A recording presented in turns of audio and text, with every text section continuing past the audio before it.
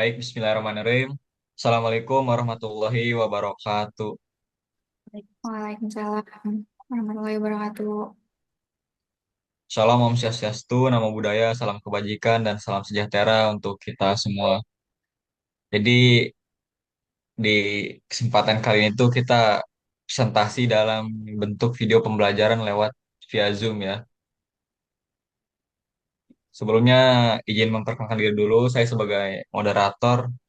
Nama saya Maulana Yusuf dengan ujung nomor NIM 054.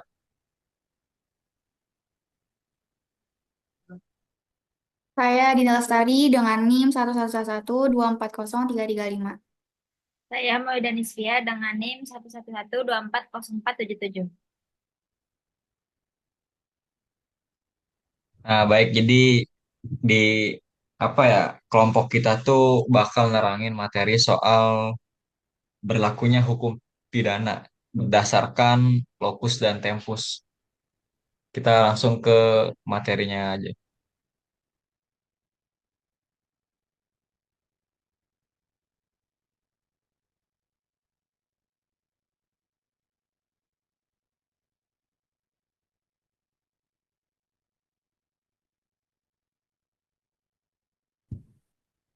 Di sini materi pertama yaitu hukum pidana berlaku berdasarkan ada asas teritorial, ada asas personalitas, dan asas legalitas.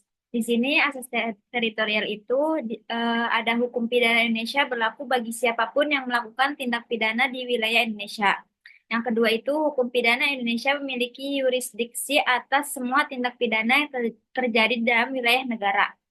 Di asas personalitas ada hukum pidana suatu negara mengikuti kemanapun warga negaranya, dan hukum pidana Indonesia akan selalu mengikuti warga negara Indonesia kemanapun ia berada.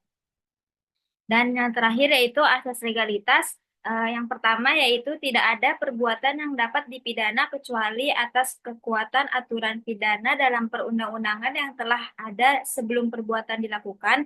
Dan yang kedua yaitu ketentuan ini merupakan wujud dari keberadaan asas legalitas dalam hukum pidana Indonesia.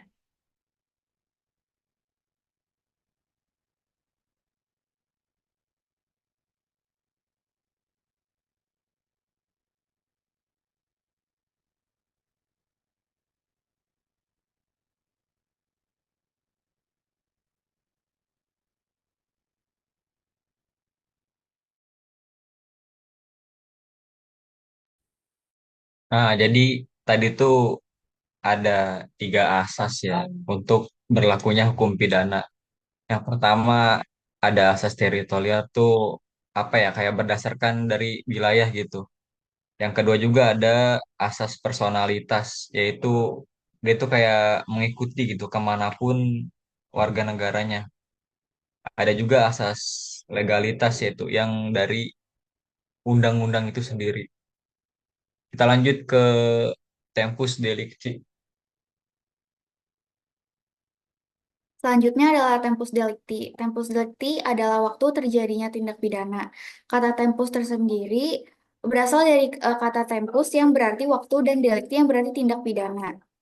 Dalam KUHP, asas lex temporis delicti menyatakan bahwa undang-undang yang berlaku adalah undang-undang yang ada pada saat delik terjadi. Asas ini juga disebut asas non-retroaktif, yang artinya ada larangan berlakunya suatu undang-undang pidana secara surut.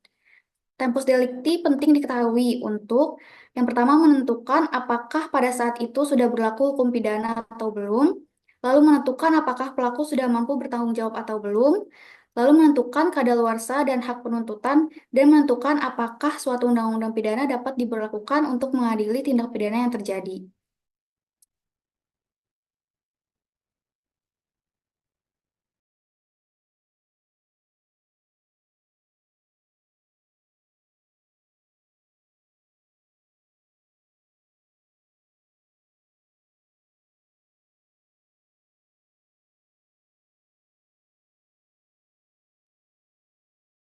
Di sini kita lanjut ke bagian kedua, yaitu locus delicti. Locus itu artinya tempat. Locus delicti itu bisa diartikan juga tempat terjadinya tindak pidana. Locus delicti juga merupakan istilah dalam hukum pidana yang berasal dari kata locus berarti tempat dan delicti yang berarti tindak pidana. Dalam hukum acara pidana, locus delicti itu merupakan bagian penting dalam surat dakwaan. Locus delicti harus dirumuskan secara jelas, lengkap, dan cermat dalam surat dakwaan.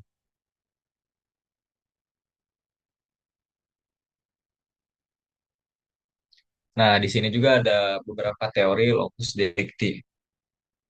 Yang pertama ada teori perbuatan material, yaitu tempat di mana pelaku melakukan perbuatan material dan tindak pidana. Yang kedua, di sini ada teori alat yang digunakan, yaitu tempat di mana alat yang dipergunakan dari tindak pidana tersebut timbul. Yang ketiga, ada teori akibat, yaitu tempat di mana akibat dari tindak pidana tersebut timbul. Yang keempat juga ada teori beberapa tempat, yaitu tempat-tempat perbuatan secara fisik terjadi, tempat di mana alat digunakan bereaksi, serta tempat adanya akibat dari tindak pidana tersebut muncul.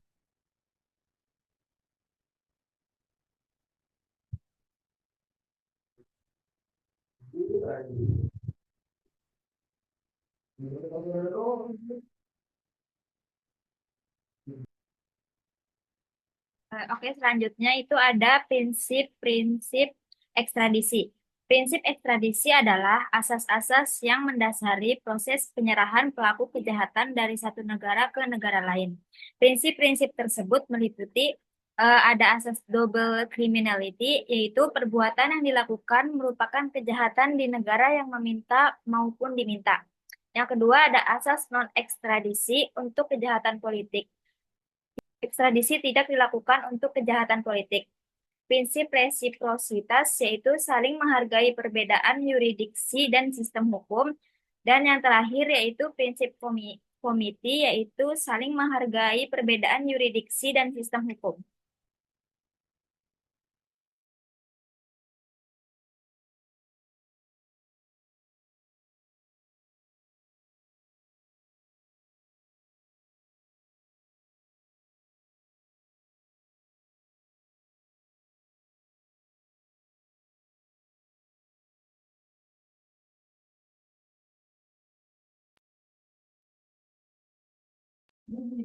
Selanjutnya adalah ekstradisi.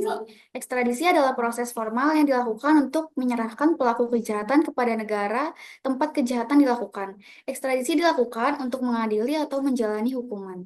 Ekstradisi dapat dilakukan untuk kejahatan-kejahatan seperti pembunuhan, penganiayaan, pemerkosaan, penipuan, penyelundupan, pembajakan, tindak pidana korupsi, dan tindak pidana narkotika.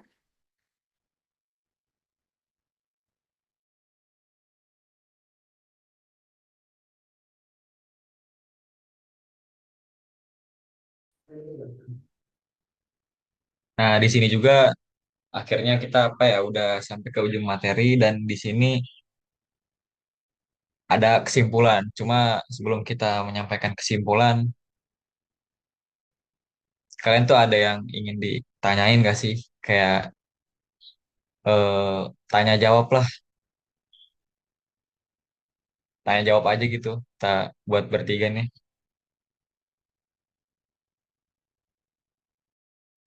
Kita ini apa? Sebelum nyampein kesimpulan nih kita kayak diskusi dulu lah, tanya jawab untuk kita kita aja gitu, biar nambah ini. Ini sih gue mau nanya yang ekstradisi itu. Jadi tuh kayak ngembaliin si pelaku kriminal ke negara asalnya, berarti dia melakukan kejahatannya tuh di negara orang lain gitu ya. Ekstradisi.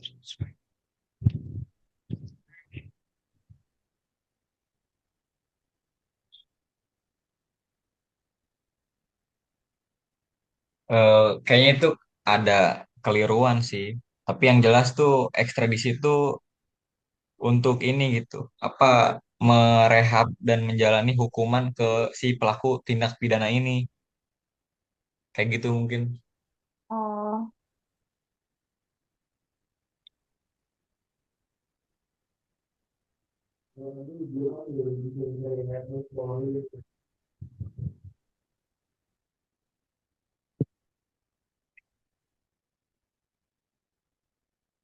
Ayo nih gue mau nanya nih. Kalian tahu nggak sih Apa? kayak kasus soal kemarin itu tuh yang seorang bapak-bapak gitu menabrak bebek gitu. Dan si pemilik ini nih marah. Dia bukannya minta ganti rugi bebek gitu, malah dia minta ganti rugi kambing. Nah, berhubung si bapak-bapak ini tidak punya uang untuk menggantinya, dan dia tuh di apa ya, dilaporin ke polisi dan alhasil ya dia dipenjara gitu. Kalau tanggapan kalian gimana sih itu hukum di Indonesia tuh? Kalau menurut gue nggak adil karena Hmm. gantinya tuh nggak sepadan sama apa yang harusnya dibayarkan sama si pelaku. Lagian juga kan eh, harusnya pemilik bebeknya juga lebih secure gitu loh sama peliharaannya. Kenapa bisa sampai ketabrak sampai ke jalan raya? Itu kan juga maksudnya salah juga.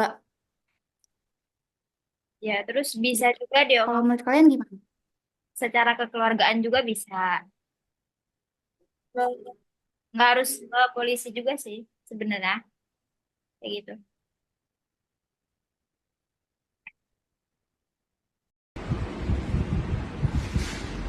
Kasus apa, Le? Kasus apa? Apa kasusnya? Nangkap bebek. Nabrak bebek. Iya bang. Terus? Ya, nangkap bebek bang. Orangnya minta ganti rugi. Ah, Sebenarnya gimana bisa punya uang gimana ganti rugi.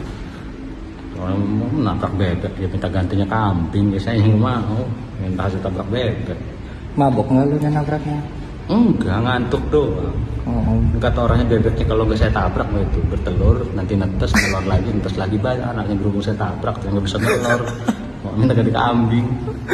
oh, udah gitu doang ya. Iya bang. Pesan apa pesan? Ya pesan mah pokoknya sekarang udahlah jadi orang yang tahu diri aja bang ya. Gitu aja. Mantap.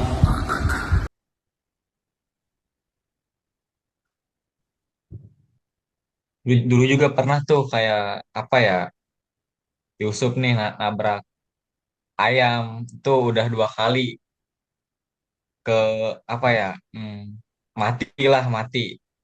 Untungnya waktunya itu subuh-subuh gitu di mana orang nggak ada yang lihat. Nah, dan alhasil ya Yusuf kabur gitu. Itu tuh eh, termasuk tindak pidana nggak sih? Kalau kaburnya iya deh kayaknya. Nah kan nggak bertanggung jawab. Ya juga sih. Iya, betul. Cuma kadang ya orang tuh mencari kesempatan kan ya. Subuh-subuh nggak ada orang, ya udahlah. Kalau kucing it's okay lah. Mas. Kalau kucing nih pasti dikubur. Ya, Ada yang mau ditanya lagi nggak?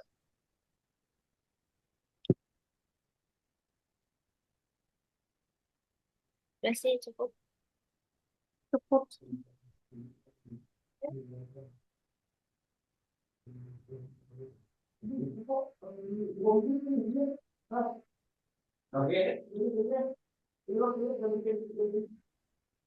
Ada yang mau didiskusi lagi nggak? Mungkin diskusinya itu aja dan kita langsung beralih ke kesimpulan. Jadi materi kali ini tuh tentang lokus dan dekus, tempat dan waktu terjadinya tindak pidana di mana seseorang tuh emang melakukan pelanggaran gitu. Jadi kesimpulannya, hukum pidana adalah bahwa hukum pidana mulai diterapkan untuk menegakkan ketertiban dan keadilan di masyarakat, serta memberikan sanksi terhadap individu yang melakukan perbuatan yang dianggap melanggar norma hukum yang berlaku. Hukum pidana berfungsi untuk melindungi kepentingan masyarakat, mencegah tindak kriminal, dan memberikan hukuman yang setimpal sesuai dengan peraturan yang ada. Hukum pidana berlaku sejak perbuatan dilakukan dan harus diproses berdasarkan hukum yang berlaku pada waktu dan terjadinya tindak pidana. Mungkin itu saja video pembelajaran dari kita bertiga. Kurang lebihnya mohon maaf. Wabillahi taufiq wa hidayah. Wassalamualaikum warahmatullahi wabarakatuh.